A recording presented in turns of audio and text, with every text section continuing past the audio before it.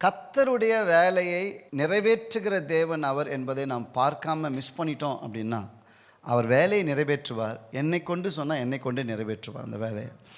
எவ்வளோ வேணால் பிரச்சனை இருக்கலாம், எவ்வளோ வேணால் சேலஞ்சஸ் இருக்கலாம், நினிவே மக்கள் பொல்லாதவர்களாக இருந்துட்டு போகலாம், ஆனால் அனுப்பினவர் அந்த வேலையை நிறைவேற்றி முடிப்பார் என்கின்ற நிச்சயம் அவனுக்கு இல்லை. பாருங்கள், அவர் தேவன் என்று அறிகிறான், அவருடைய வார்த்தையை கேட்குறான், அவர் சொன்னதை செய்வார்னு நம்புகிறான்.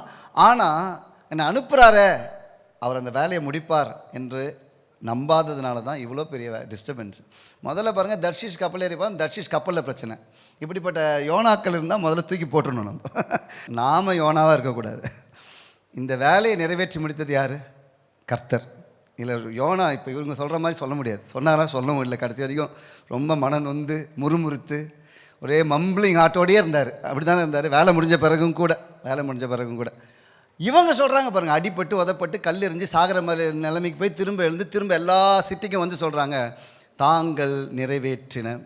ஏன்? காரணம் என்ன லெசன் அப்படின்னா, நிறைவேற்றி முடிக்கிற கர்த்தர் அங்கே நிறைவேற்றி முடித்தார். ஆனால் யோனாவுக்கோ சென்ஸ் ஆஃப் அக்காம்ப்ளிஷ்மெண்ட் இல்லை.